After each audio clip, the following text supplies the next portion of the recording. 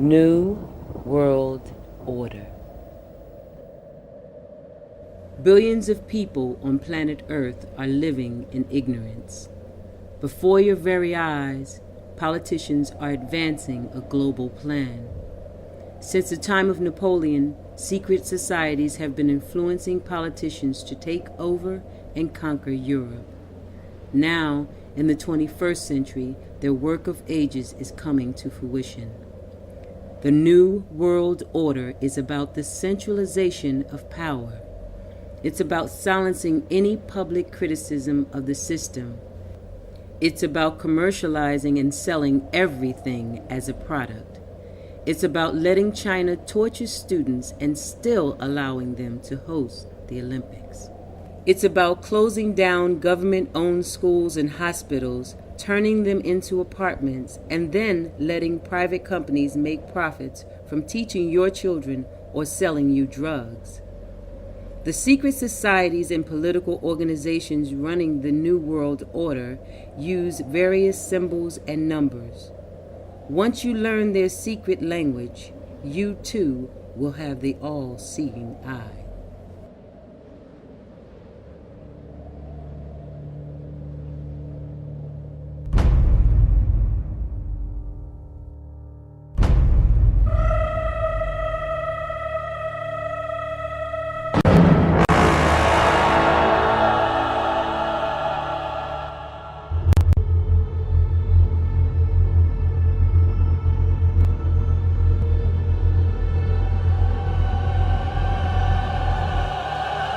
Let it begin.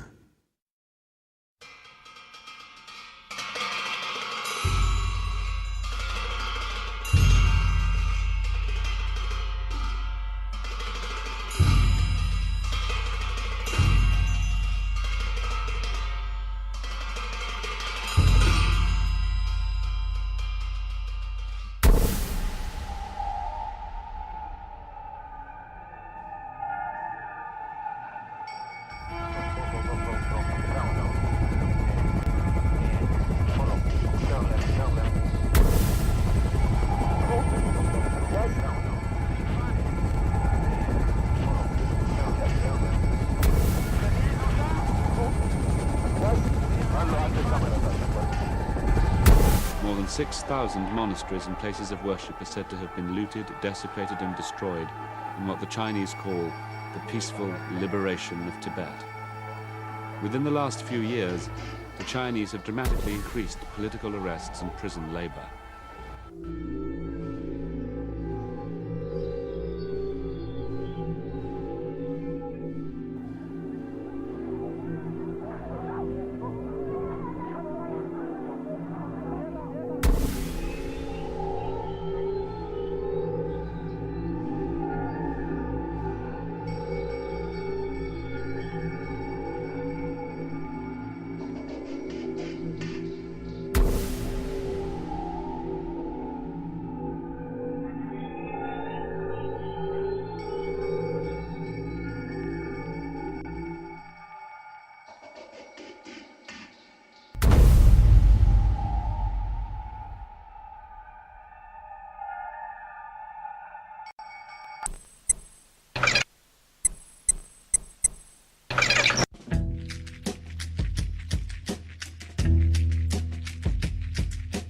So shall we proceed once again this night?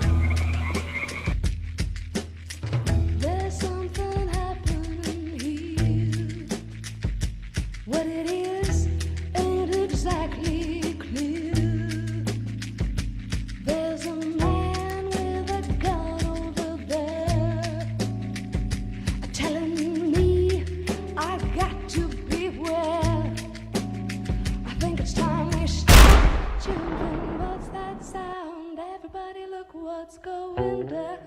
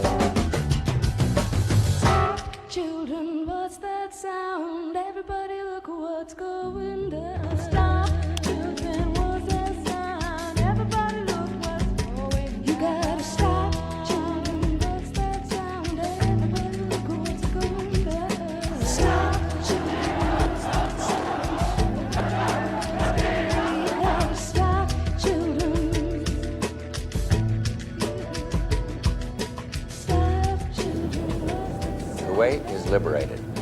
Iraq's army is defeated. Our military objectives are met.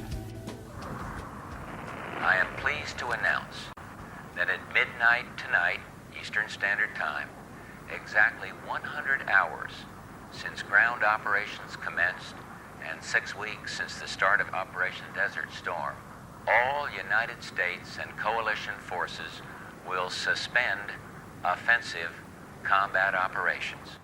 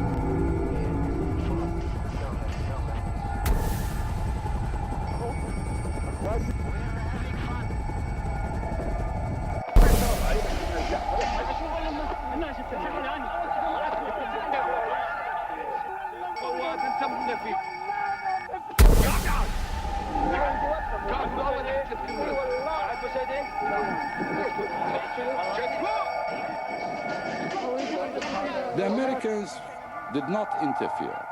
Therefore, it took us only a few days to recover from the surprise, to reorganize our troops, reorganize our resources, and impose peace and order in the southern governors. It took us 2 weeks to do that.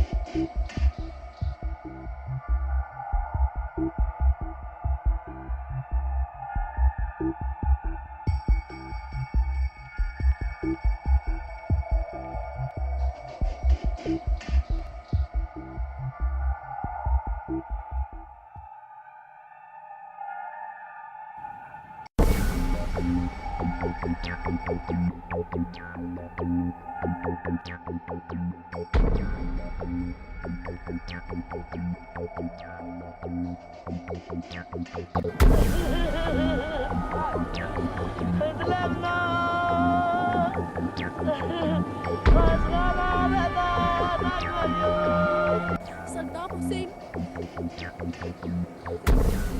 Bombing, bomba, helicopters destroyed us. I don't know.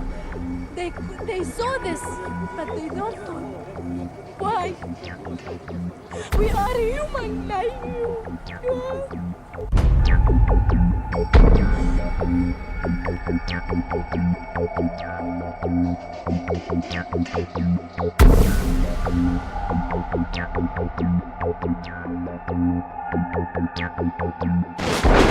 What is at stake is more than one small country. It is a big idea, a new world order.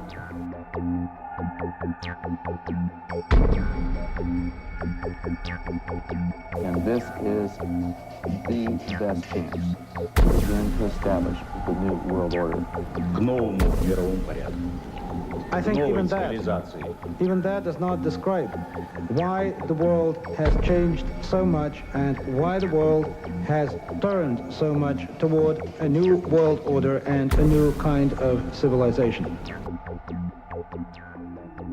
It first started in 1967 when I found out that I had not gotten the big picture, even though I thought that I had it together. I just didn't have the complete pieces of the picture. This is a giant geo-psycho-political picture, and things are happening with the use of subliminal, indirect, and reverse psychological propaganda. It's made to be confusing by the evilarchy that controls not only the United States but Britain. This Illuminati, this group who call themselves the Enlightened Ones, had gained positions of power through control of the banking system.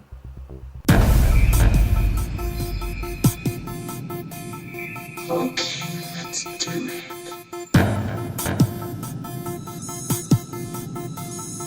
Let's do it.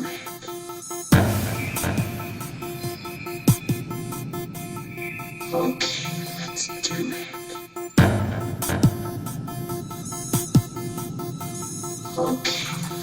do it.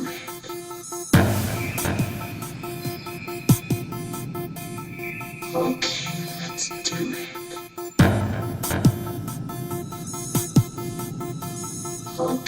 Let's do it.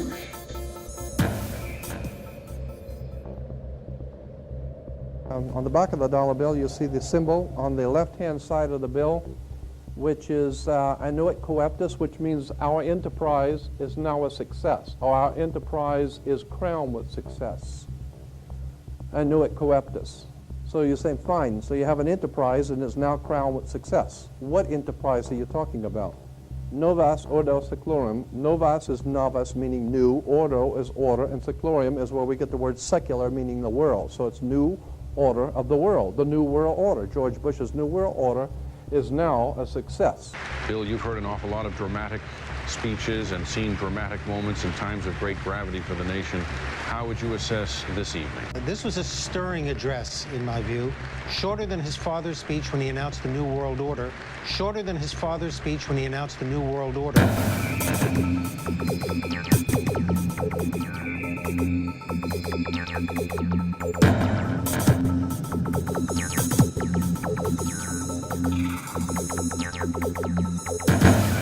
1934 is when the Federal Reserve actually finally took total control of the United States monetary system, and that's when they said it is now a success, because this is a symbol, this is an emblem of a secret society of Freemasons called the Illuminati, the German Bavarian Illuminati.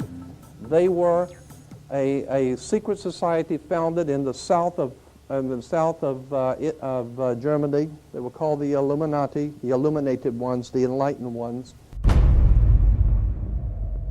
Annuit Coeptus, Novus Ordo Seclorum, and that was in 1774 that the Bavarian Illuminati drew up their plans for what they were going to do in America and how they were going to do it. The triangle at the top with the light emanating from around it is Horus.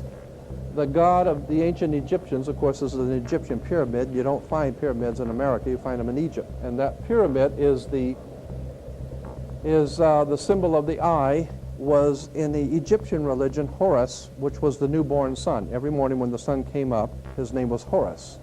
That was the solar divinity in Egypt. Horus was God's son, the light of the world, who is risen. He is our risen Savior, our risen. And so Horus was referred to as God's son, and that's why the light is emanating from around, because it's the sun. The sun is a round eyeball of God. The ancient Egyptians believed the pupil of God was the sun, and he's watching you. And therefore, the sun was very bright, and so today we even say someone who is extremely intelligent is brilliant. They're bright. And that's why God is, of course, the most brilliant of all. Therefore, the sun is the most brilliant because it's God's eye. All right, anyway, there are 13 layers on the pyramid. And the 1776 at the bottom is 1776. A lot of people think it's because of the country being founded in 1776. It has nothing to do with that. As I said, this is on a document published back in 1774, 75, and then in 1776 the Roman numerals appeared on it in Europe. So what it amounted to is that the 1776 was when this secret society actually formed itself into a secret society and put itself into operation. They were the basis for what we call today in our country the Bavarian Illuminati was the basis for what we call today the Colombian faction. The Colombian faction of the Illuminati came here right after this government was formed, and that's where we get today Columbia Space Shuttle, Columbia Movies, Columbia Television, Columbia Records, everything, Columbia University. As a matter of fact, Columbia TV, Columbia Broadcasting System, CBS. What is the symbol for CBS? It's the all-seeing eye. And that's why our government is in the District of Columbia, because these guys own our government. They print our money, and they own not only the government, but they own you. You are their property. So, in other words, these guys print the money, they run the country, and they own you, and they own everything around it. And so they make the laws, and that's why they can decide who can kill who, and who can get away with who, and who can get away with whatever, because they make the laws and they decide, all right? As I said to you before, there are 13 layers in this pyramid. There are 13 letters in Anno Coeptus, but 13 is a very important number to this secret society. There are 13 stripes, there are 13 stars here, which make up the Star of David. The 13 berries, there are 13 leaves, 13 arrows. There are 32 feathers here and 33 feathers there. Everything is done in sequence of 13. 13, of course, is based on, this is what we call Masonic symbolism. Freemasons designed this dollar bill. Everything is done in sequence of 13, and again, I draw your attention to the fact that you have 13 stars here, which collectively make up the Star of David. There's a reason why. On the $1 bill at the top, you'll see this little image right here.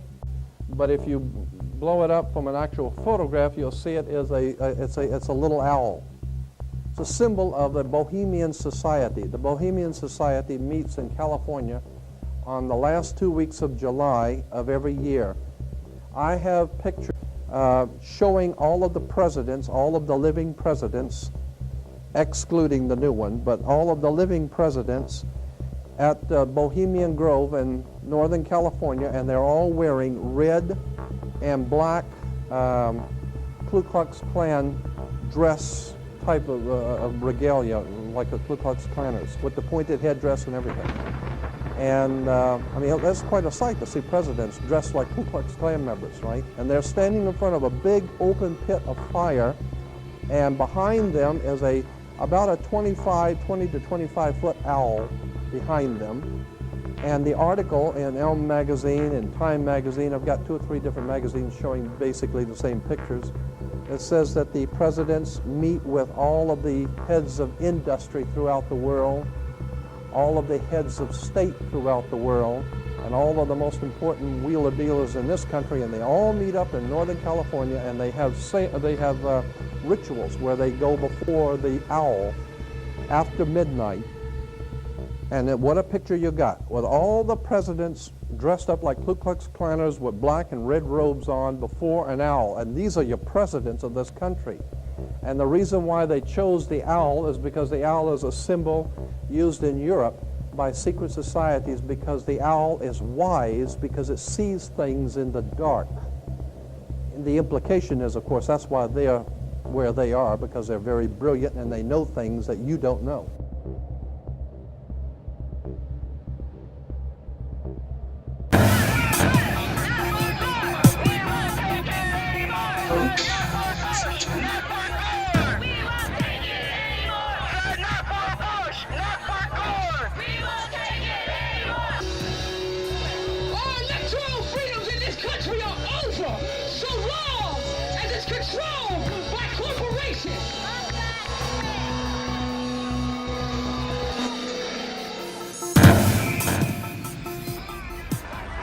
living room is the factory.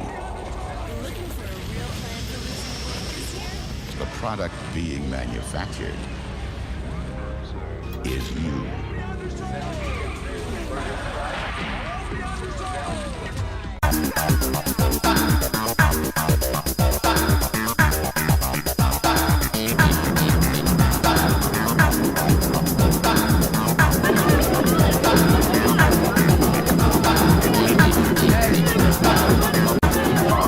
That's it! The oil is the answer! No weapon of mass destruction! Fools need the oil!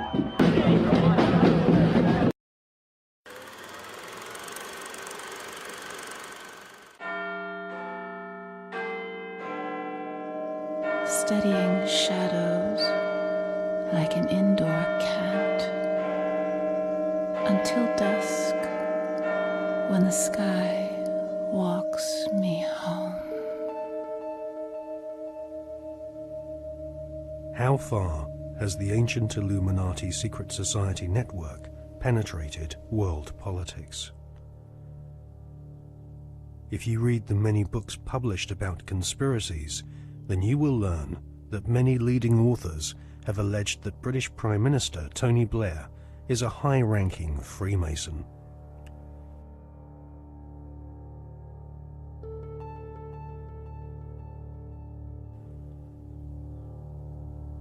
Mr. Blair is a Queen's Counsel barrister, a profession which has its roots in the Temple Bar, built in London by the Knights Templar secret society in the 12th century. According to many authors, Tony Blair follows the tradition of Masonic membership amongst large numbers of barristers and judges. Mr. Blair is allegedly a member of the 1591 Studholme Masonic Lodge, which meets, amongst other places, at the Café de Paris in London. The Prime Minister has defended his role in lobbying on behalf of a wealthy Labour Party donor who was negotiating to buy a steel company from the Romanian government. Mr. Blair wrote a letter in support of Lakshmi Mittal, an Indian billionaire who lives in London. Mr. Blair said the letter was a standard one, written on the advice of the Foreign Office. However, opposition MPs are calling for an inquiry into allegations that his intervention helped to clinch the deal for Mr. Mittal's company, which is registered in a Caribbean tax haven. Our political correspondent, Norman Smith, reports. Lakshmi Mittal donated more than £100,000 to Labour after the last election. Shortly after that, Mr. Blair wrote a letter to the Romanian Prime Minister in support of a successful bid by Mr. Mittal's company, L&M Holdings, to buy a Romanian steelworks.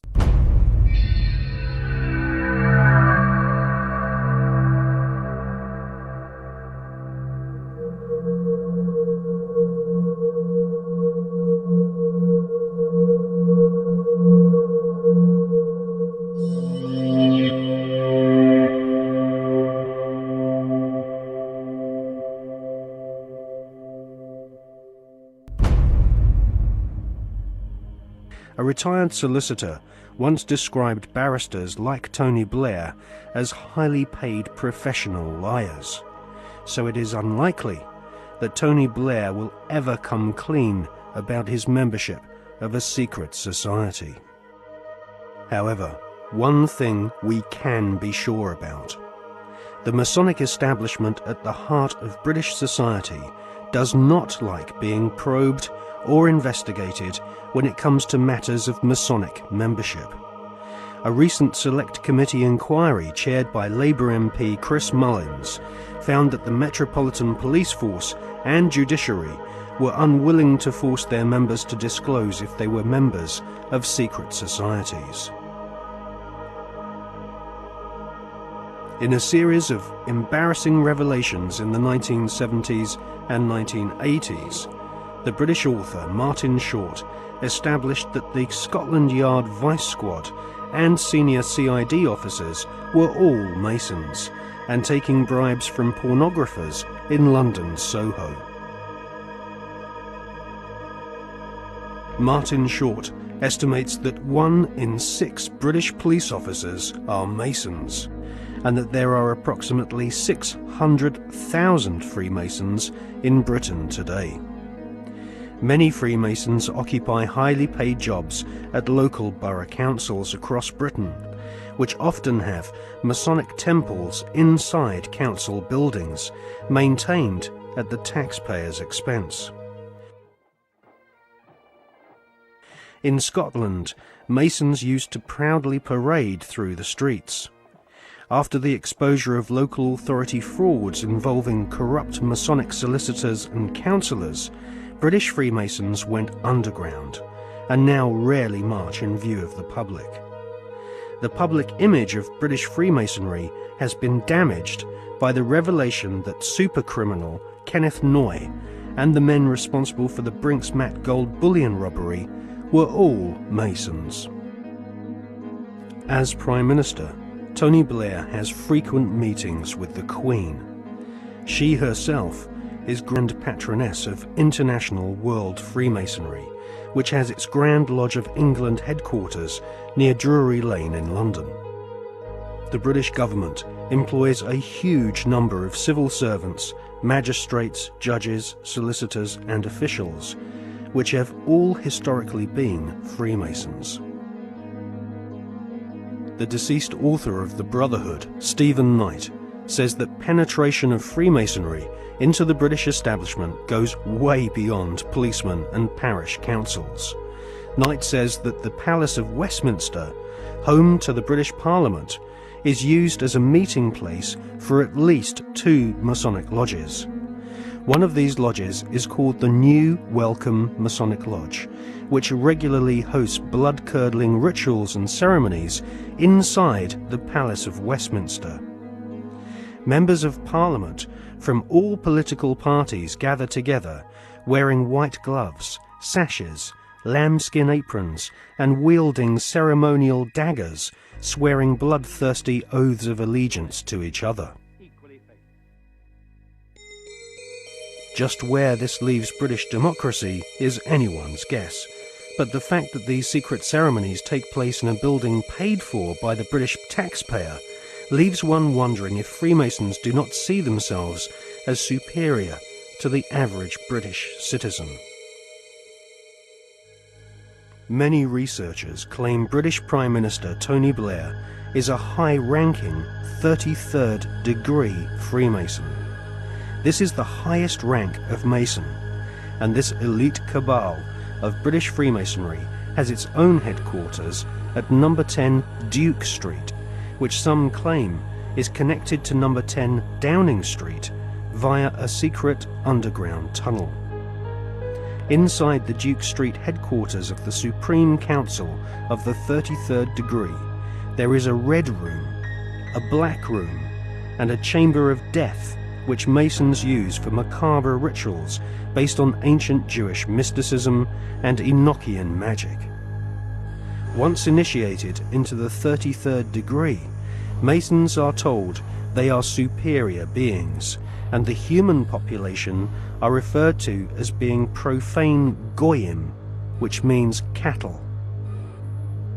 If Tony Blair is indeed a 33rd degree Freemason, then he is following in the footsteps of previous Prime Ministers who have all been members of either Freemasonry, the Knights Templar, or the Round Table, which was started by Sir Cecil Rhodes following his economic conquest of Zimbabwe during the 19th century.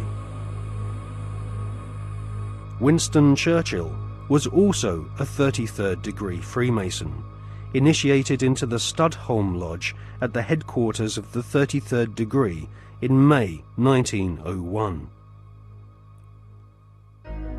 Winston Churchill was also a member of the Order of Druids, who often meet at Stonehenge during the spring equinox, whilst members of the British public are forcibly restrained from this ancient megalithic site by thousands of police officers. The ancient Druid rituals at Stonehenge can be considered harmless when compared to the murderous, satanically inspired ceremonies of Freemasonry. Most Freemasons do not progress beyond the first 3 degrees or exams of initiation. These are often called the blue degrees. In fact, many Masons do not even realize that beyond the 3rd degree of Master Mason, that there are higher degrees. The higher degrees of Freemasonry are almost exclusively populated by men of aristocratic lineage or ex-officers of the armed forces. In all, at any one time, there are no more than a few dozen men who reach the 33rd degree. As they pass each ritual test, the ceremonies become more bizarre and include symbols which can be found in ancient Egypt, with initiates being given pompous titles such as sovereign, prince, or knight.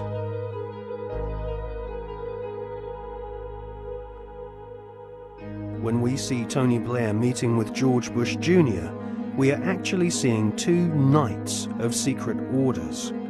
Blair is rumoured to be a sovereign knight of Malta, whilst Bush is confirmed as being a knight of Eulogia, his title bestowed upon him whilst laying in a coffin at the Skull and Bones Secret Society headquarters at Yale University.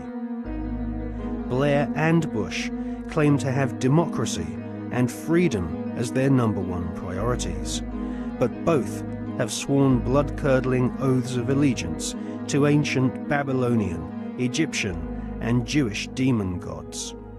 Both have sworn on pain of death not to reveal the secrets of their Masonic orders. Both have been initiated into the age-old Illuminati global network, which is obsessed with death and murder. I mean, are we being ruled by politicians who consult with Baphomets and demons? Yes, we are. The way the world is structured is like a compartmentalized pyramid, and it's pyramids within pyramids, like Russian dolls, one doll inside a bigger doll inside a bigger doll. So you'll have a compartmentalized pyramid that is the British government, for instance, where the people at the bottom don't know what the top is really going towards, what the agenda really is. Just as in in a bank, you've got a bank, and the people at the bottom of the bank who take the checks over the counter, they don't know what's going on above them, and they don't know what's going on above them. And eventually, in all these pyramids, you have a tiny little number of people at the top that are actually the only people that know how the whole game fits together. Everyone else is just playing their part in ignorance. And so what the Illuminati do is they make sure that only their people, or those that are not a problem to them, will reach those levels of power in which decisions have to be made to push this agenda forward. When people say sometimes, well, you see these people everywhere, you see these one and these one other. No, hold on a second. No, they're at these high positions of power. Therefore, because of this process of filtering them out, if you're not one of us, mate, you ain't going to get sponsored by the right people to get these positions of power. And if you slip through the net, there's going to be a scandal, or there's going to be something we're going to bring up that's going to bring you down because you're not one of our guys. And so therefore, the ratio of people who are into these dark satanic rituals, etc., to positions of real power in the world are very, very high compared with the general population, where it's nothing like as high, of course. And so the question answers itself, in my experience, when people say, do you think the Prime Minister of Britain's involved? And my reply is he the Prime Minister of Britain? Yeah, well, he's involved, particularly Britain, because the reason, you see, that you cannot put a cigarette paper between the British Prime Minister ever and the President of the United States, whether Democrat or Republican, is because both are answering to exactly the same masters. And Blair and Bush, who are gophers, I mean, the real power you don't see. They're just, they're on public display, they're still at gopher level. They are far more terrified of those in the shadows dictating to them than they are of public reaction to them. Because the most that public reaction can do is kick them out. It's not the most that the people in the shadows can do. I was talking years indeed before Blair came to power, that Blair was a chosen one and that he would be brought through. And one of his tasks would be to take Britain into the euro. among many other things. And this is why Bush and Blair speak from the same song sheet, because the same people are handing out the song sheets.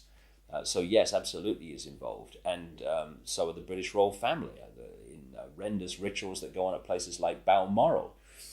And if what really goes on comes out, and it will, people like Bush and Blair and the British royal family will have to reincarnate many times to complete the sentence.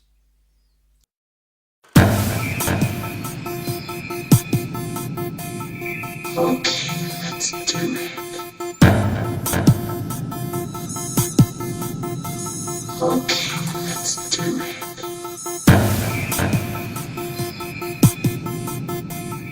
Okay, let's do it. Okay, let's do it.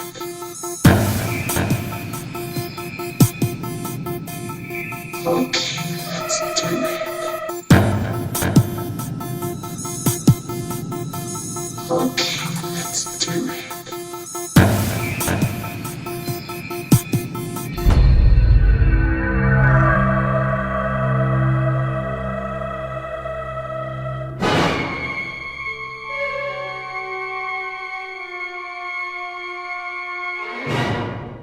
I was an FBI agent for 27.5 years.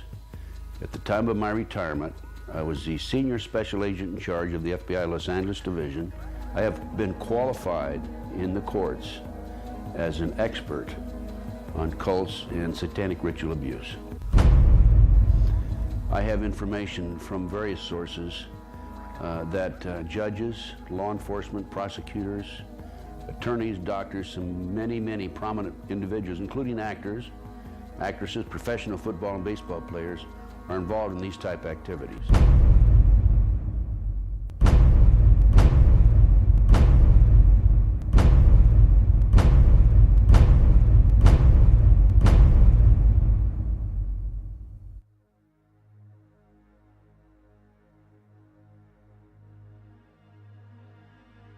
If you go back 225 or 30 years ago, you have what we call the Illuminati that was established in 1776. And the goals of the Illuminati, this is all very well documented, are to take over the world. One of the best ways of taking over the world is to control people's minds and to take over a country through the control of the minds. So what's happening in America, and based on my research and my interviews with numerous individuals, is that the powers that be, the higher-ups, the people in the Illuminati, are using the satanic cults as a means and as a tool to condition individuals and to make them victims of the mind control, MK Ultra mind control program. There's probably close to 4 million practicing Satanists in the United States alone, based on my intelligence information.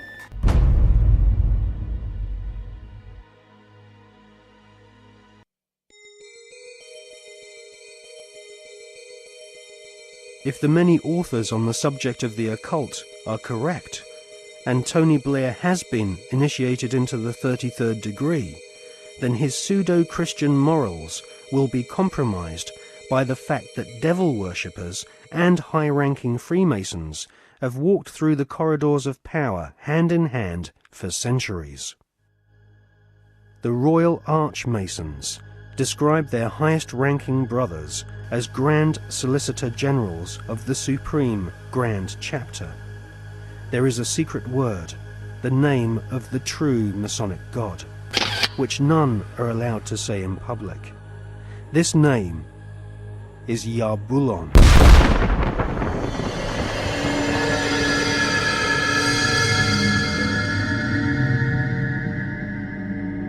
The Masonic God is not the same God of the Bible, which the Masons call Adonai.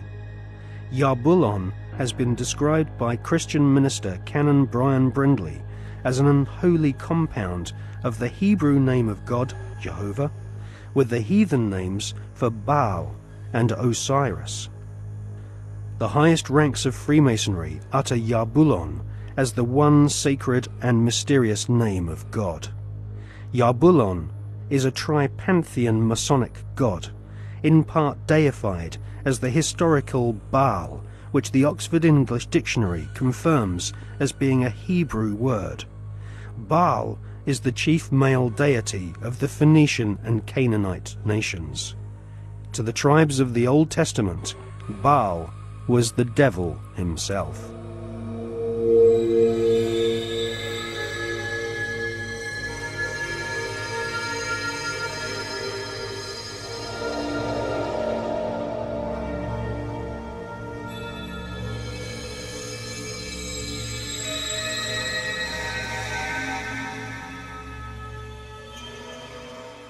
Albert Pike is America's most celebrated Freemason. Pike was Grand Commander Sovereign Pontiff of Scottish Rite Freemasonry in the southern and western United States from 1859 to 1891. Scottish Rite Freemasonry has its own headquarters at the 33rd degree in Edinburgh. The United Grand Lodge of England has tried to deny that the true god of Masonry is Yarbulon, or has anything to do with the devil. But Albert Pike describes Yarbulon as a symbol of the infinite and eternal Godhead, a mongrel word whose name has been for 2,000 years an appellation of the devil.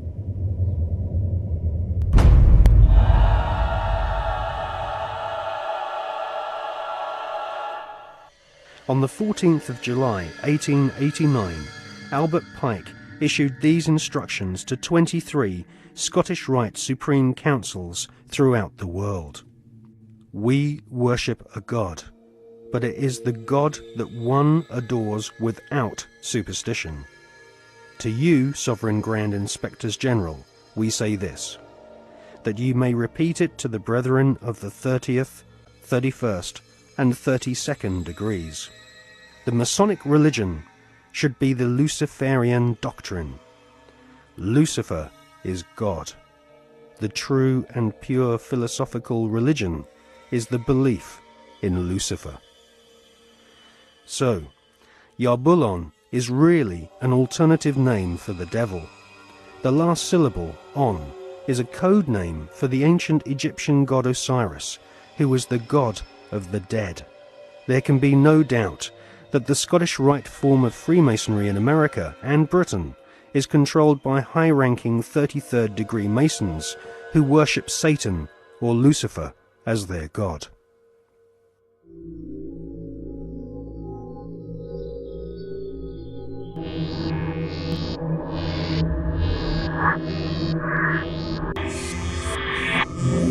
We're talking about occultic forces. We're talking about the five-pointed pentagram, which was used by satanic worshippers for thousands of years. If you take the 5 points off of a five-pointed star, or a pentagram, you have left in the middle a pentagon. The pentagon is directed toward the North Star because, according to the ancient Babylonians, that's where you gathered power from the gods of the North in war.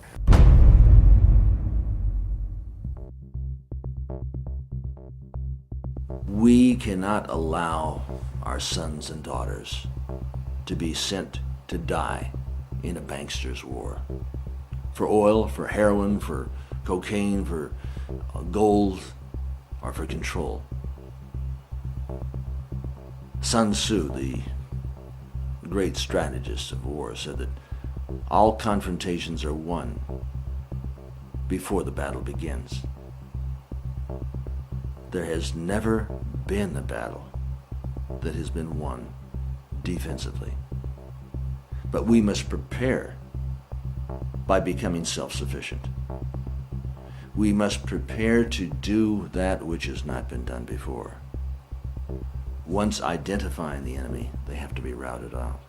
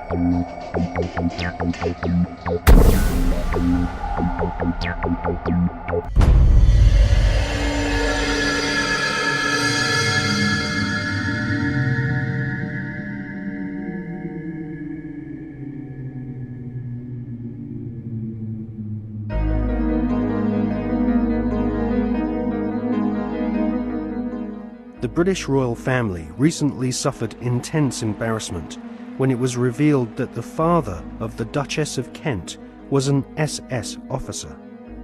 To be a member of Hitler's SS, families had to be pure Aryan, with their German ancestry clearly traceable to the Teutonic Knights of medieval Germany. Like most of the British royal family, the Duchess of Kent is descended from German blood. Her German ancestors have throughout history been members of the Illuminati secret society network. The British royal family's name is not Windsor. Their real family name is actually Saxe-Coburg-Gotha. In his book, The Forgotten Monarchy of Scotland, His Royal Highness Prince Michael of Albany publishes ancient heraldic documents which expose the true lineage of the British royals. Ancient heraldic documents suggest that the British royal family's lineage comes from ancient Hebrew or Jewish tribes of the Old Testament. During the reign of Queen Elizabeth I, she referred to England as Israel or Jerusalem. According to the Masonic reference works that you can get in any library, the Freemasonic Orders of Europe said that there was a little ideologue, a little spiritual entity that gave the knowledge to what the Masons call our hidden masters. That's what Freemasonry refers to those who lead world Freemasonry. They don't know who they are. No Freemason knows who the actual leaders of the world organization are. They call them our hidden masters. Well, according to the reference works, there is a little spiritual entity that guides the world Freemasonry, and they call him Yoda. And in the reference works, you'll see this little creature with the pointed ears, and he's called Yota. Yota goes back to Judah, or Judah, which goes back into British Israel World Freemasonry, going back to the time of the founding of England, and that's why they're today called British. The British, it's a very big difference between being English and British. Brit is Hebrew for contract or covenant, and Ish means man in Hebrew.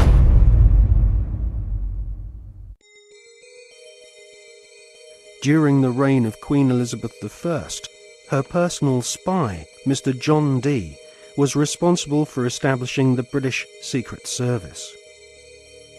John Dee was a magician and member of an alchemical secret order. He is thought to be the author of the ancient Voynich manuscript, which is now owned by Yale University, and is kept under lock and key just a few yards away from the headquarters of the Skull and Bones Secret Society.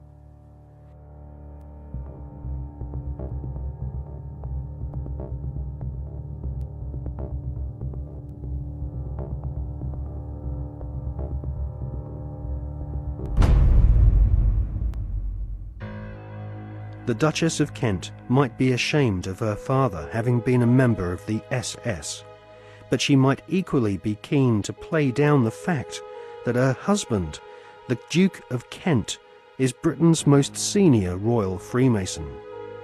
The Duke and Duchess of Kent live at Kensington Palace, which is home to the Royal Alpha Masonic Lodge. The Royal Alpha Lodge was established by the Duke of Sussex after he became Grand Master of United Grand Lodge in 1813. One of its most eminent members was the physician in ordinary to Queen Victoria, Sir William Gull, who Stephen Knight claims was responsible, along with several other eminent Freemasons, for the Jack the Ripper murders in Victorian London.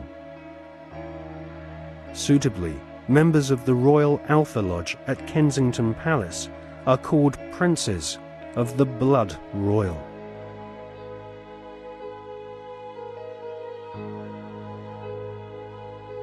Secret societies across the planet proudly claim to have geniuses such as Mozart and kings amongst their membership. But none of these secret societies allow their members to speak of the rituals which go on behind closed doors in palaces and government buildings around the world. The satanic rituals of Freemasonry have been practiced by several kings of England, but all those questioned sweep Freemasonry's darkest satanic secrets under a very plush carpet.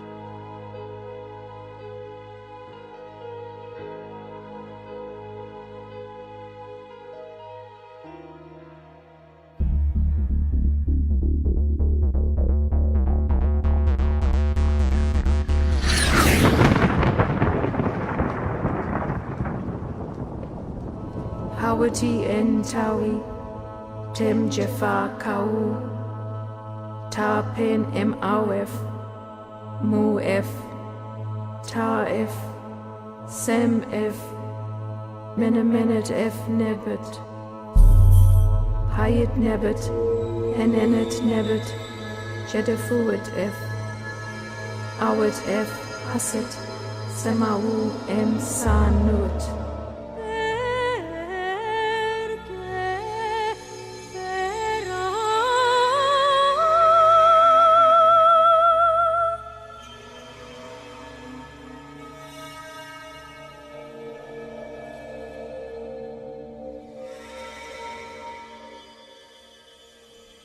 One of the most influential secret societies spawned by the Bavarian Illuminati is the Order of the Golden Dawn. It was founded in 1887 by a Freemason, William Wynne Westcott, who claimed to have deciphered a coded alchemical script containing initiation rituals of a secret German occult order called Die Golden Dämmerung.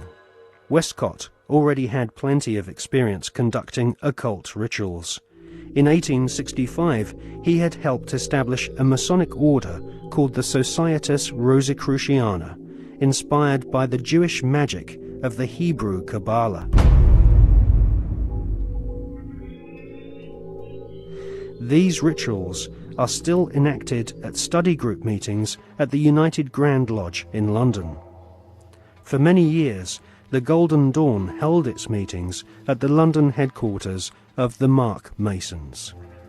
The Golden Dawn was plagued with scandal as rival high-ranking Masons wrestled for control of this influential Victorian secret society.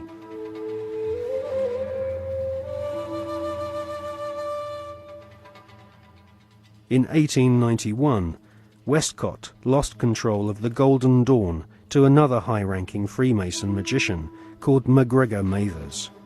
Together with the poet W.B. Yeats, they devised new magical rituals and initiated the senior members of Britain's aristocracy. In 1903, control of the Golden Dawn was yet again seized by another Freemason called A.E. Waite. The rituals of the Golden Dawn were similar to ancient witchcraft. At the Old Bailey in 1901, two Golden Dawn associates, Mr. and Mrs. Horos, were tried for rape. They had used the Golden Dawn initiation ceremony to beguile their teenage victims. The Golden Dawn was nothing more than Freemasonry with added semi-satanic and sexual mysteries. The Golden Dawn still survives to this day. In 1987, a conference was held in London to commemorate the centenary of the Golden Dawn's conception. The conference was organised by the Hermetic Research Trust, whose trustees include the Marquis of Northampton, who is a prominent Royal Arch Freemason.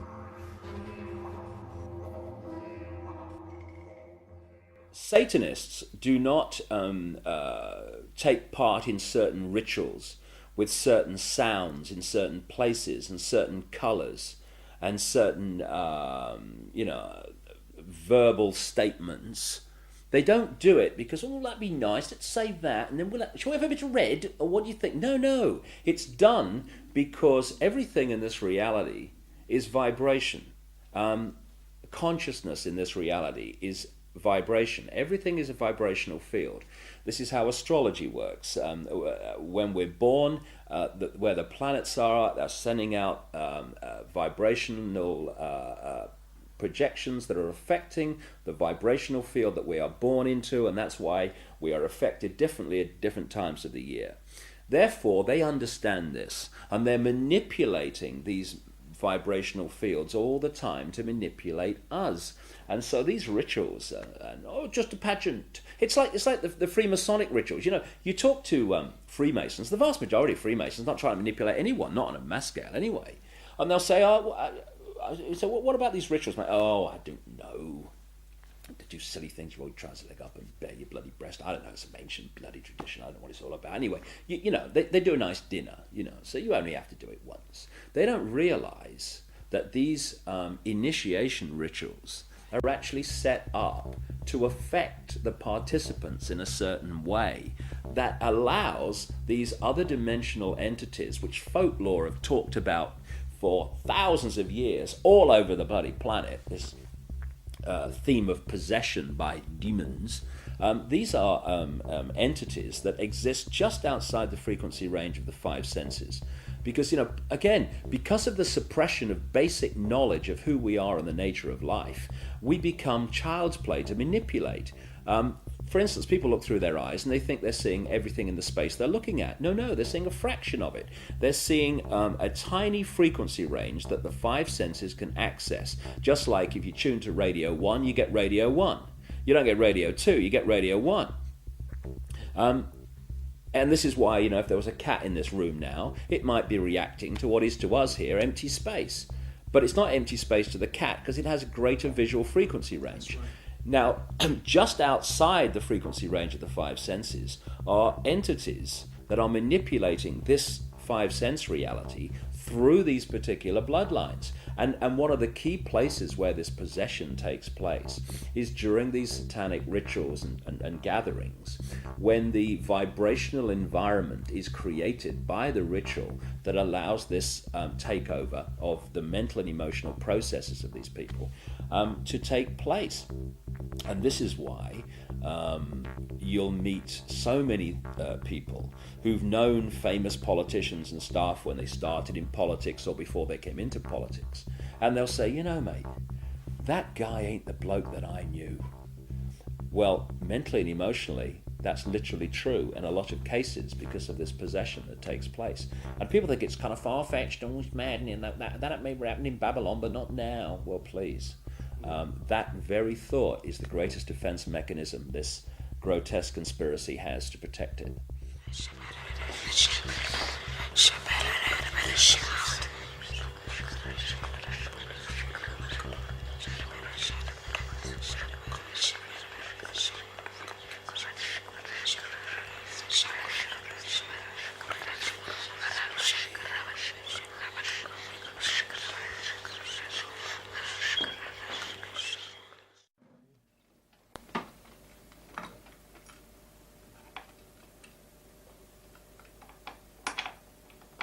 Ecco, vedi? Questo è agganciato qui, no? Tanto si aggancia di là, quindi questo dentro, no? Poi io leggo le mani qui, leggo i piedi qui al... Si può vedere questi?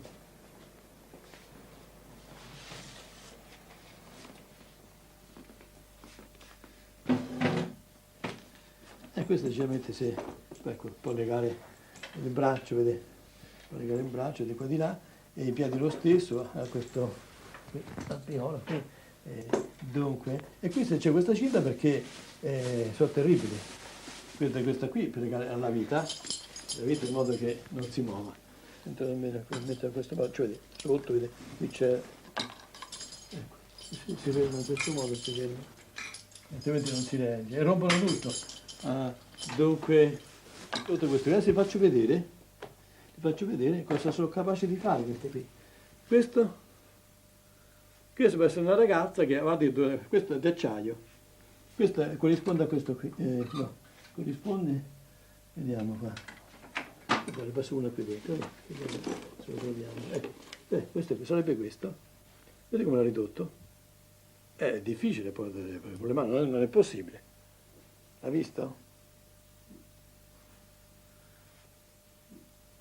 Il demone è pure dell'esorcista. L'esorcismo è lui che ha paura e non abbiamo paura noi. E sono contento di dare il botto al demone. Quando mi dice il demone chi sei, io domando Satana. Ah, ora mi sei capitato. Adesso ti ho dato un sacco di botte. Dunque, e quindi è lui che grida. Perché quando grida la persona, ci sono dei grida qui delle suore che si sentono a volte fino in fondo, fino alla strada si sentono. Dunque nel giardino. Ma non è certamente la persona che grida, ma è il demonio che sente queste botte, diciamo così.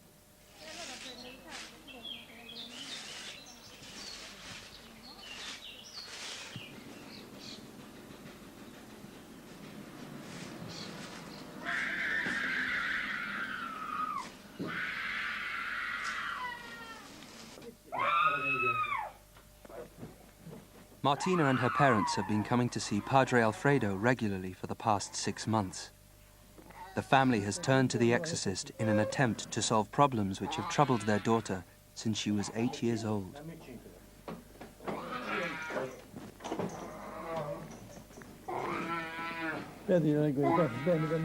Although Martina comes to the sessions willingly, as soon as she enters Padre Alfredo's bunker, she suffers a violent reaction. For her own safety, she has to be restrained before the exorcism can begin.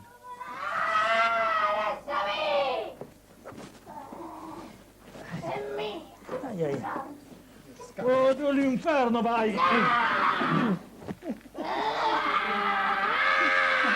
Prende l'acqua, padre, prende l'acqua, prende l'acqua. Lasciami! Prende l'acqua. Sì, non ci ho pensato, ma... L'acqua. Non ci ho pensato. L'acqua. Sta buona?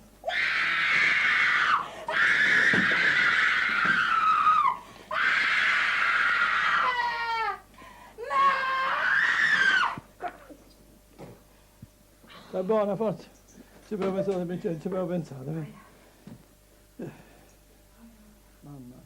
The exorcism consists of a ritual first formulated in 1614 and updated by the Vatican 2 years ago. Nel nome del Padre, del Figlio e dello Spirito Santo. Signore Gesù Cristo, figlio di Verbo eterno Padre, Dio universo, il grande tuo nome, santo benito, il santo, è di Cristo, è di Cristo, è di Cristo. Ecco l'acqua del Signore, e dall'esorcismo viene una forza particolare.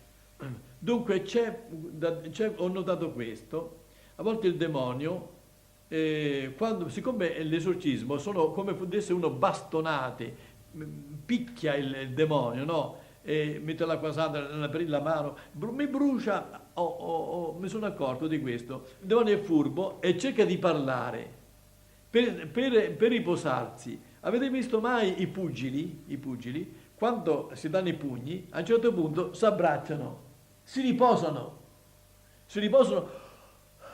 respirano un attimo. Il demonio fa la stessa tattica, dunque parla e io invece non bisogna dargli retta, continuare l'esorcismo, in modo che non c'è tregua, sono botte. Ave Maria, piena di grazia, il Signore è con te. Tu sei benedetta fra le donne, Marigno. Ave Maria, piena di grazia, il Signore è con te. Tu sei benedetta fra le donne, benedetta Santa Maria, ma libera, ma Maria, no, maligno, è Cristo più forte. Cacciali via, no. Di la verità. Di la verità a questa signora. Esiste o non esisti tu? Il demonio esiste o non esiste? Esiste il demonio! Come fai a dimostrarlo? Come fai a dimostrare che esiste? Tutto! Ma questo... Io esisto! E chi non ci crede bene! Ma questo...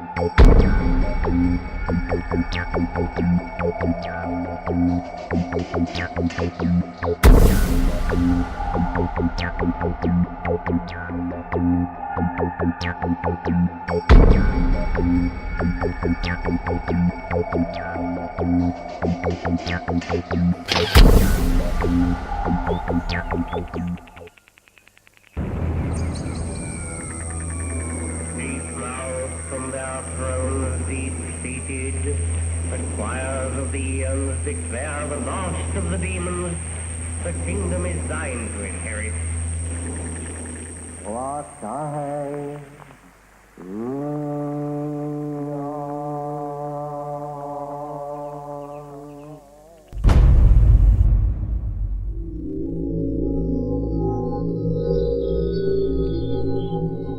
The Golden Dawn's most notorious member was a self-confessed Satanist, Aleister Crowley, who styled himself as the Beast. Crowley was one of the pantheon of cult figures portrayed on the cover of the Beatles record Sgt. Pepper's Lonely Hearts Club Band. Crowley had already been trying to contact the devil in 1898 when he first made contact with the Order of the Golden Dawn. By 1900, Crowley was mingling with the elite of British society, sharing his knowledge of devil worship with leading Masonic politicians, aristocrats, and royalty. Crowley was a full-time occultist and had no day job in which he had to hide his fascination with Freemasonry and Satanism. In his book, Confessions, Crowley claims he was initiated into Freemasonry at the Anglo-Saxon Lodge in Paris. He also recounts how he became master of one of London's oldest and most respected lodges, the Studholme Lodge, which is now rumoured to have Tony Blair as one of its members. Crowley shared Albert Pike's enthusiasm for the devil. In his book entitled Magic, Crowley writes, "The devil is this serpent, Satan. He is life and love. He is light, and his zodiacal image is Capricornus, the leaping goat, the Godhead."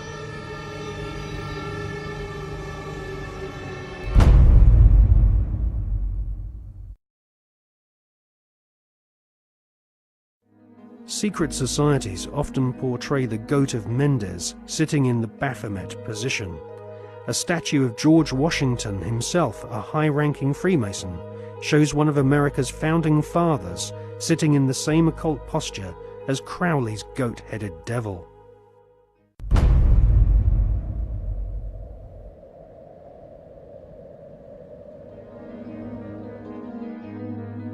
In 1912, Crowley became the British leader of the Ordo Templi Orientis, the OTO, which was a direct descendant to the original Bavarian Illuminati.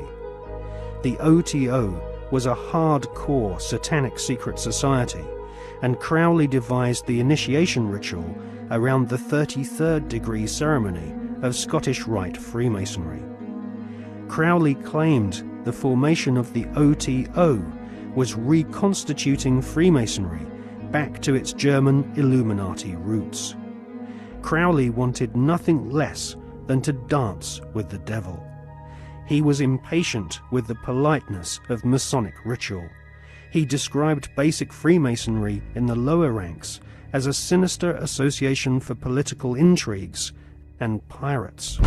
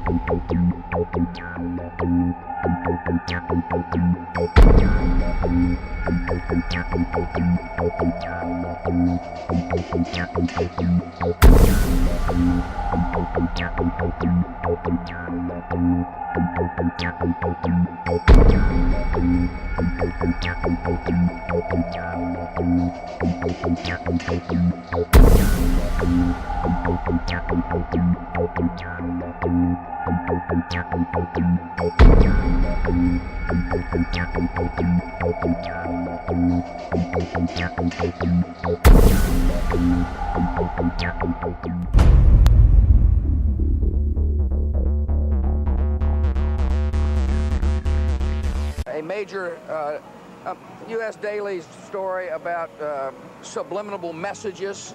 I don't think we need to be subliminal.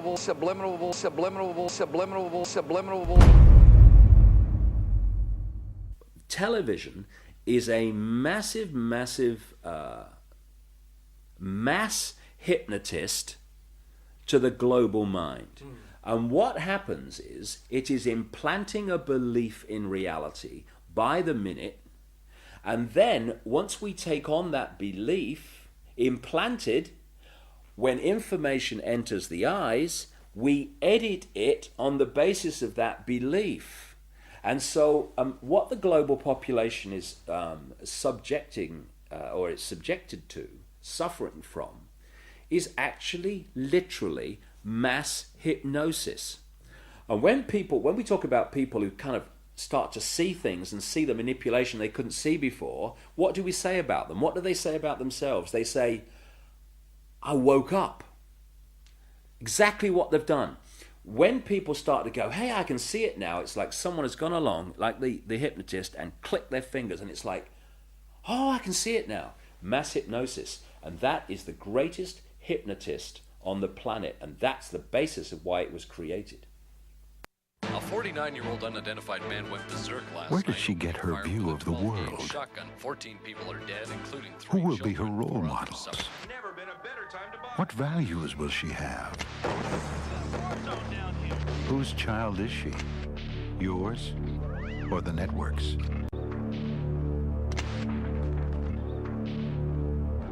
Take back your children. Turn off the TV. And when you start to research the subliminals in advertising and television, what staggers you is not what they do and what's there, but the scale of it. I mean, it's like our consciousness is being hit by an explosion of this stuff. Because you see, this is another interesting point. Experiments have shown that about 1.5 seconds before the conscious mind decides to take action, move its arms or whatever, speak, 1.5 seconds before it consciously decides to do that, the electrical signals have begun in the brain to do it.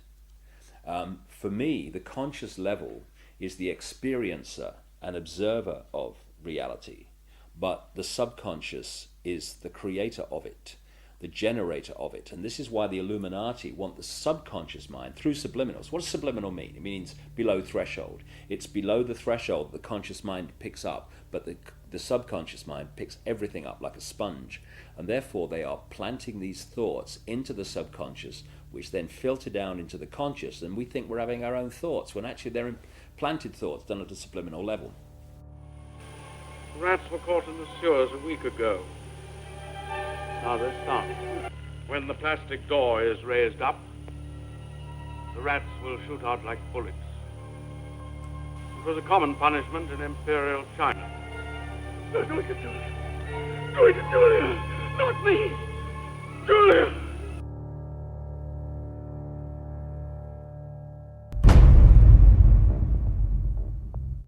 And of course this is being used, this subliminal manipulation, in politics. I mean, of course we had that incident during the Bush-Gore farce of an election, when an anti-Gore political broadcast for Bush, they put a subliminal in of rats while they were talking, but they left it up too long, and you only had to play the tape back slowly, a little slowly, and up come rats as some anti-Gore statement was being made.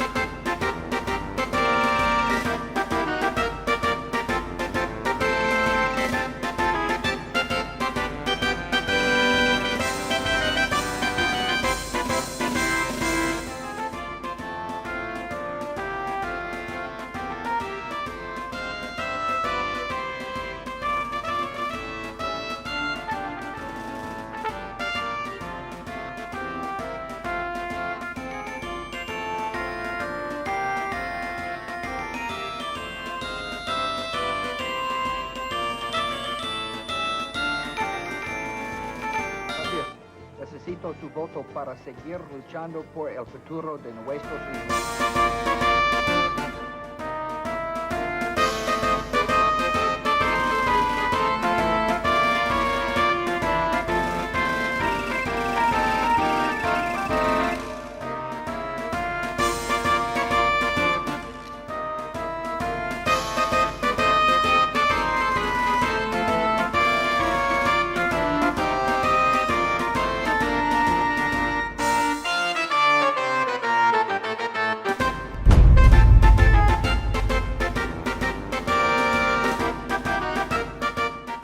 I don't believe that some of these states that they've called, like Florida, I just don't believe we've got enough evidence to be able to call the state. We're doing better than we thought, and but I feel fine.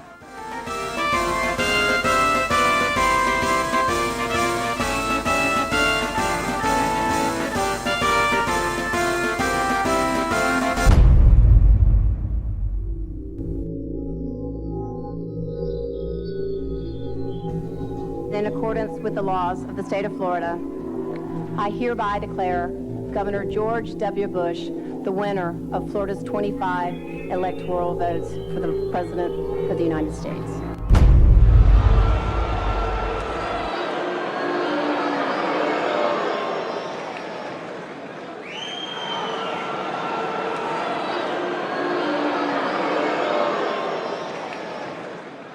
Now that the votes are counted, it is time for the votes to count.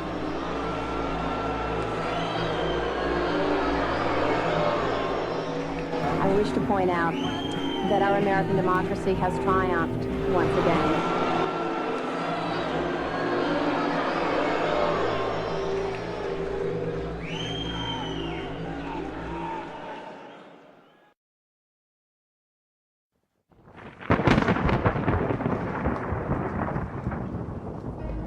The Skull and Bones Secret Society was originally called the Brotherhood of Death. George Bush Jr., his father George H.W. Bush, and his grandfather Prescott Bush have all been initiated into this macabre fraternity, which was established in 1832 at Yale University by William Huntington Russell, whose family were America's biggest opium smugglers. George W. Bush was initiated into the Skull and Bones Brotherhood of Death in 1968. The ceremony took place at the Society's headquarters, which is a stone building with almost no windows. This mausoleum-type building is known as the Tomb. There is a small enclosed courtyard, an internal chamber where initiates lay masturbating inside a coffin, and a museum of artifacts held sacred by the Society's members, which are all called Bonesmen, regardless if they are male or female. Many of the artifacts inside the Skull and Bones headquarters have been stolen by its members. To prove their devotion to the Brotherhood of Death, Bonesmen have robbed graves, bringing human skulls and skeletons back to their tomb and placing them in glass display cabinets. For nearly 40 years, George W. Bush has been an active member of this most bloodthirsty occult secret society. His allegiance is primarily to his fellow Bonesmen, not the American people. In order to prove his devotion to the Skull and Bones, Prescott Bush, grandfather of George W. Bush, savagely desecrated the grave of Apache Indian chief Geronimo. Prescott Bush robbed Geronimo's grave and had Geronimo's skull placed in a display case alongside the order's other treasured possessions, which include silver tableware from Hitler's Eagle's Nest headquarters in Nazi-occupied Austria. Welcome to the satanically inspired secret world of the Skull and Bones Brotherhood of Death. Welcome to the sick world of the Bush family.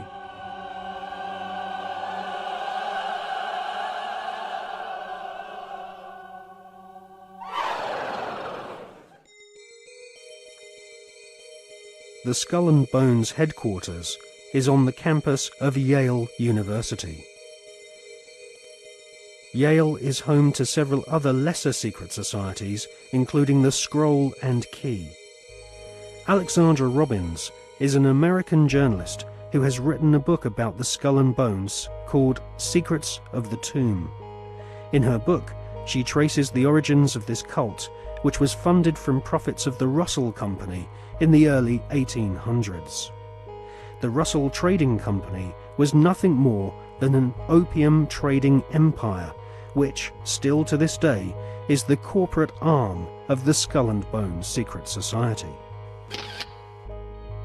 William Huntington Russell had travelled in Germany during his student years and was befriended by a disciple of Adam Weishaupt's Bavarian Illuminati.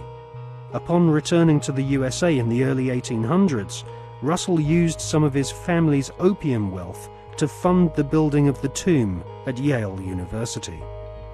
Russell initiated several of his fellow classmates, including Alphonso Taft, who would go on to become the Secretary of War and ambassador to Russia. Alphonso Taft's son became President of the United States, and so a time-honored tradition of hereditary membership of the Skull and Bones Brotherhood of Death was begun. We see this tradition continued to this day, with senior Bonesmen encouraging young initiates to marry into each other's families, their sons and daughters following in their parents' footsteps and becoming disciples of this most unholy of orders. In the Hollywood movie Brotherhood of the Bell, we see an initiation ceremony, which is a common occurrence on the campuses of America's elite Ivy League secret societies.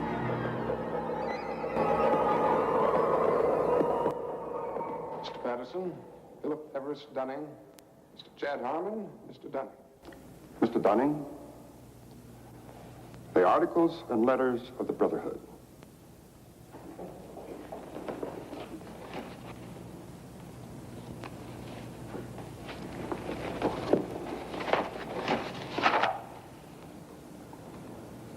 Do you swear that having been entrusted with these articles and letters since midnight this night, that you alone read them and did not communicate their content to any person whatsoever?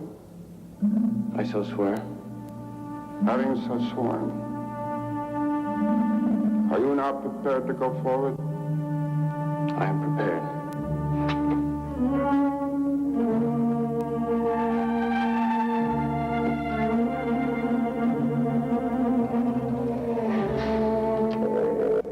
Mr. Dunning, for over 200 years, Brothers of the Bell have been initiated before the spell and in the same ceremony at sunrise. 22 years ago, Mr. Patterson stood due east in your place, and I became his senior, as Mr. Patterson is now yours. One day, Mr. Patterson will stand due south, and he will induct a Brother of the Bell, and you will become senior.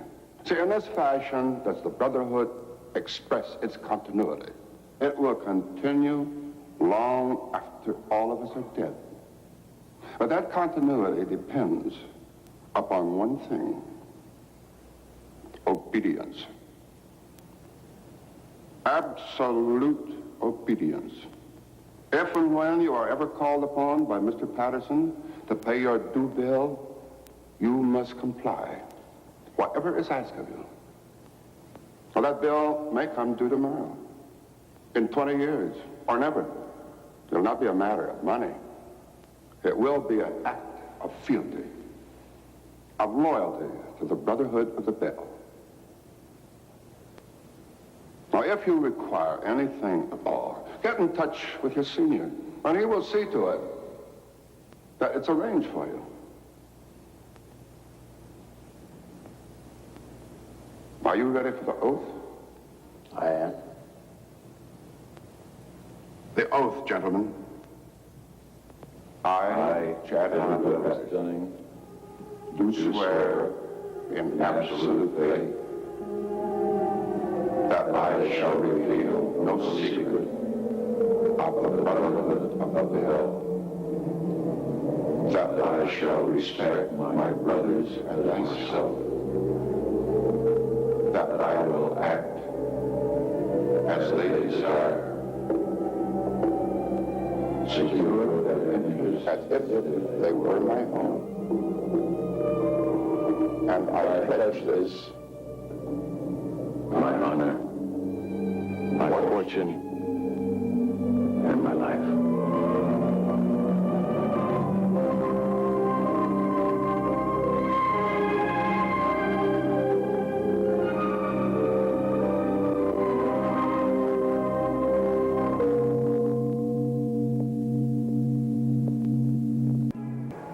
You know, I still find it incredible that I could get anything I want. Anything a man could get with money, privilege, and the best connections.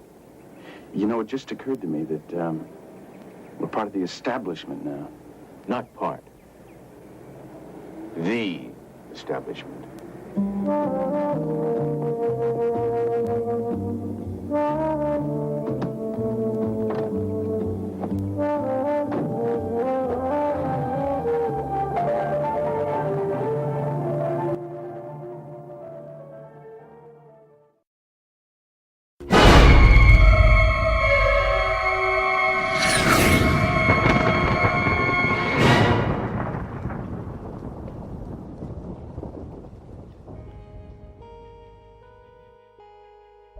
In her fascinating book, American journalist Alexandra Robbins claims to have unearthed a skull and bones plan to dominate the world.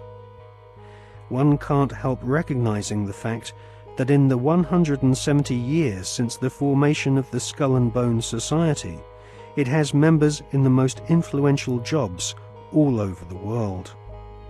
New initiates seem to fall effortlessly into high-paid jobs within banks, media organizations, government agencies, and huge corporations which earn vast profits from government defense contracts.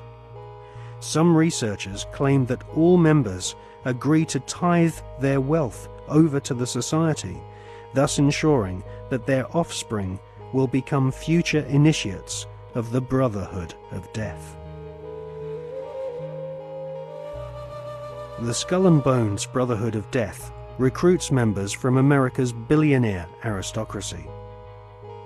Multiple generations of the Bush family have taken part in 6 satanically inspired rituals along with members of wealthy families who are behind some of America's most famous brand names. Based on the rituals of the German Bavarian Illuminati, the Skull and Bones have approximately 900 members worldwide. George W. Bush has initiated 5 fellow Bonesmen to join his administration, including William Donaldson, who is head of the American Securities and Exchange Commission. Upon initiation into the Skull and Bones, candidates are told that they must forever deny their membership. The psychological mind programming and brainwashing which goes on inside the tomb can only be guessed at, as no Bonesman has ever broken the fraternity's rule of silence.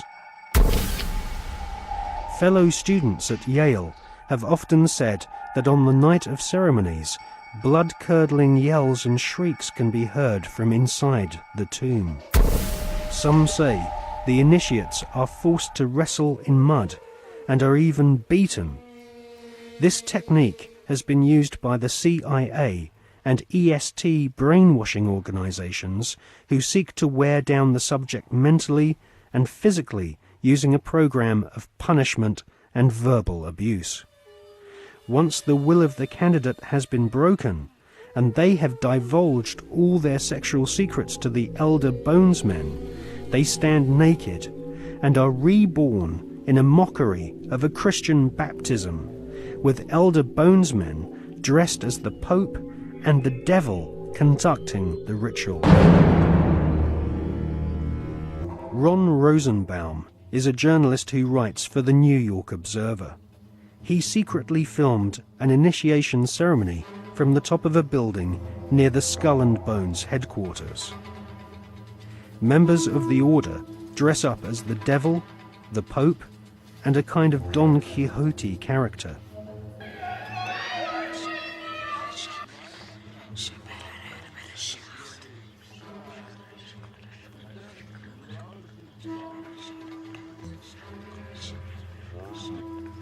The Pope wears a white monogrammed slipper which rests upon a stone skull. Each initiate is led into a chamber where fellow members shout obscenities and abuse the new initiate. The initiates are told that they are superior beings and are part of a privileged elite who use war, terror, and famine to control Earth's human population. This callous philosophy was illustrated in the Hollywood movie Skulls, made in 1999.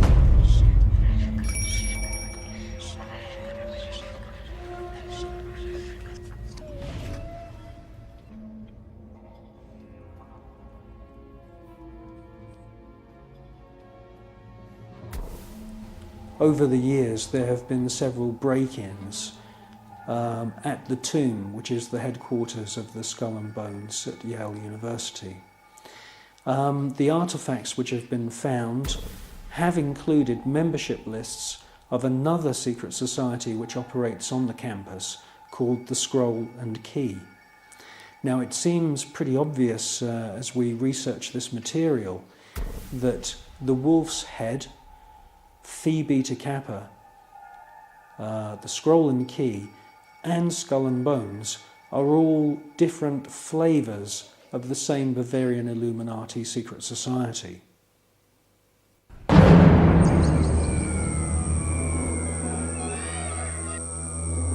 One by one, each new member is thrust to his knees and bows before the devil.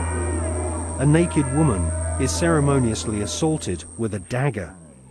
The devil lays each initiate into a coffin, and a ribbon is tied to their genitalia. Everyone is encouraged to divulge their entire sexual life history whilst masturbating.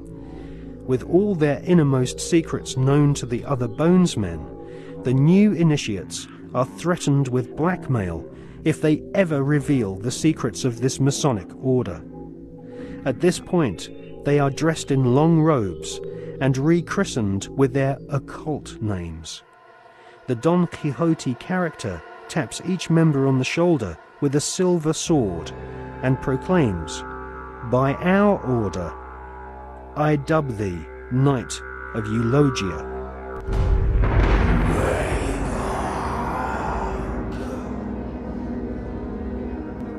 We can exclusively reveal that George Bush Sr.'s occult name is Magog, which is the name of the evil army commanded by Satan to visit Earth and destroy the kingdom of Christ.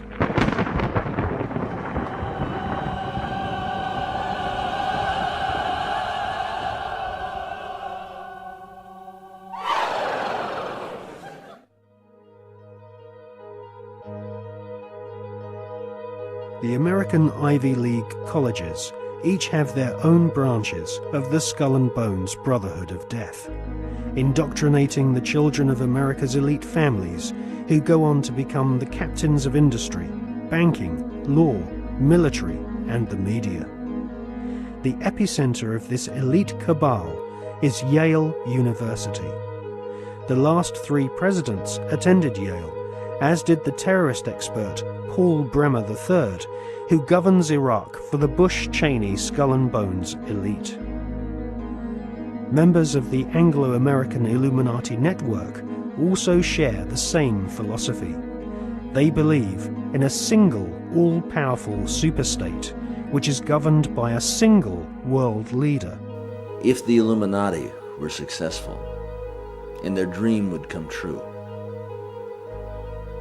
it would be a virtual hell on earth. That is what the New World Order is all about. It's a living hell. It's Orwell's worst dream and nightmare.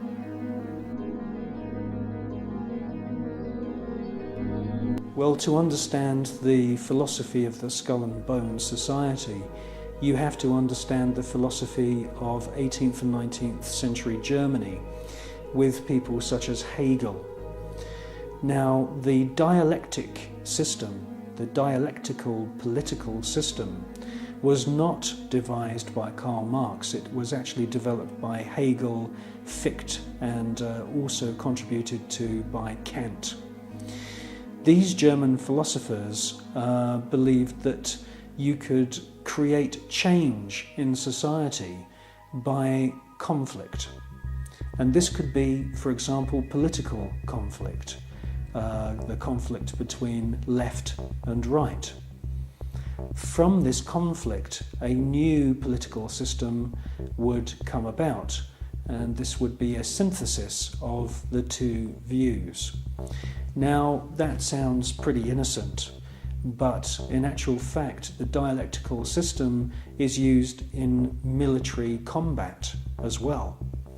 And Hegel's plan, which is being actually carried out right now, is to create conflict, to create wars. And through the creation of wars, several things happen. First of all, the companies which manufacture the missiles, the guns, the bullets, the uniforms, and all of the paraphernalia to do with warfare all make huge profits. Secondly, there is a culling of the male population. Since the 1950s, we've had several reports from think tanks that feed information into the European Union, the British government, and also the American government, which are recommending depopulation. And there is several plans which we believe have been put in motion right now. And obviously war is one way of depopulating the planet. Now, in addition to creating false conflict and engineered wars, the Hegelian philosophical system, which is being followed by the Skull and Bones Society at Yale and also the group at All Souls College at Oxford University, the Hegelian system also requires complete and utter obedience from everyone in society. The idea of freedom, freedom of thought, freedom of the individual to choose what they want to do with their lives doesn't come into play at all under this German Hegelian system. In actual fact, Hegel says that the individual should be 100% obedient to the state, and the state should take on the image of God. Now, in the Hegelian system, the state is all-powerful, so we should ask ourselves, what is the state? Well, the state is the elite. The state is the royal, aristocratic hierarchy who are able to maneuver and live their lives in any way that they choose because they are super wealthy. Now, let's just talk about super wealth and super wealthy people. I can tell you now, after meeting quite a few of them, that they are very, very different to you or me. When I'm talking about super wealth, I am not talking about Puff Daddy who has allegedly 3 Bentleys. I'm talking about super wealth, family wealth, which was in the millions back in the 19th century. Now, when we look at this hierarchy of aristocrats and royal families around the world, we can see that they are the state. They are the people that the robots, I call them robots, the civil servants who run the machinery of the state. It is the civil servants who swear allegiance to this elite. When you join the British Civil Service, You do not swear an oath to serve the British people. You swear an oath to serve the monarch. It's the same when you become a spy. When you join MI5 or MI6 or any of the other DI or MI agencies, and there's many of them run by the British government, you are swearing allegiance to serve the reigning monarch, not the British people.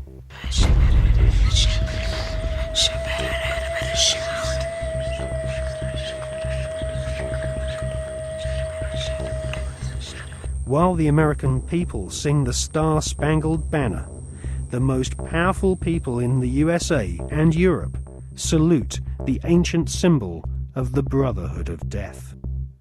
In the book, Who's Who of America's Elite, the author has found that the Order of the Skull and Bones encourages its members to intermarry, thus keeping their spectacular wealth all in the family.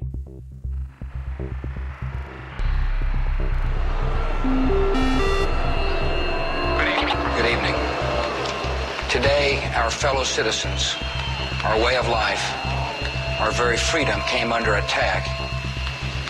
America was targeted for attack because we're the brightest beacon for evil and the very worst of human nature.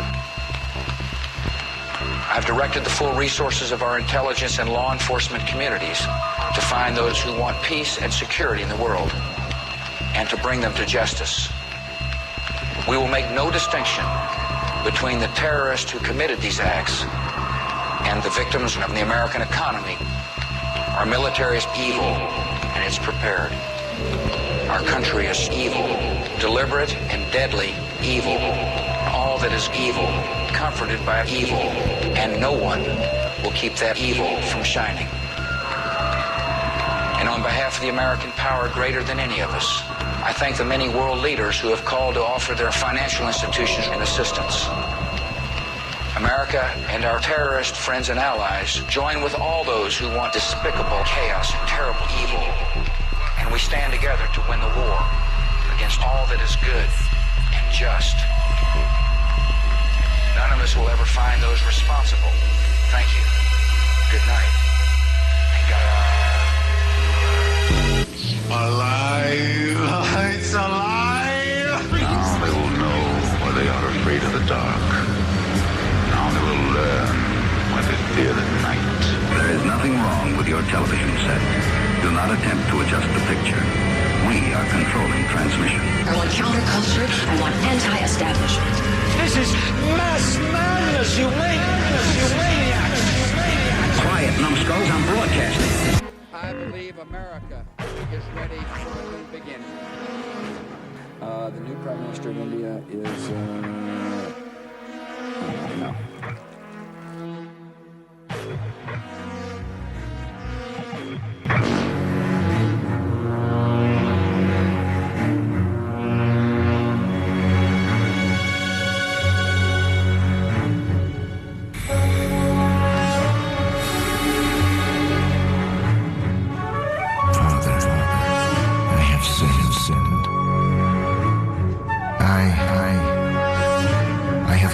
Killed many people. For money. Out of ignorance. Out of evil. Out of hatred.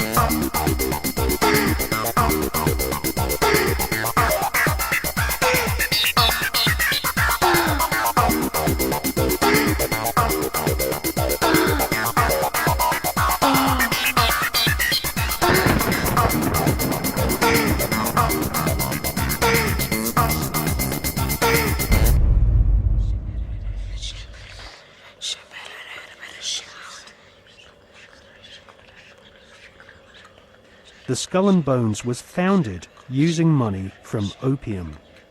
Retired Colonel Beau Gritz is a 33rd degree Freemason who interviewed Viet Cong soldiers after the Vietnam War, who told him that George Bush Sr. and Richard Armitage were at the head of an opium trading gang during the Vietnam War. Afghanistan is the world's largest supplier of opium, and since the US invasion in 2002, the growing of opium poppies has reached staggering proportions, with money from the British government being used by opium farmers to plant gigantic fields of poppies. The BBC confirmed in April 2004 that since the invasion and occupation of Afghanistan by British and American forces, poppy production has reached an all-time high. Bonesmen have never had such an ideal opportunity to follow in the footsteps of their forebears and start smuggling opium. The American and British war machines are commanded by men who have all sworn allegiance to the blood-curdling murderous demon gods of the Illuminati. They are sacrificing the lives of your sons and daughters on the altar of the all-seeing eye.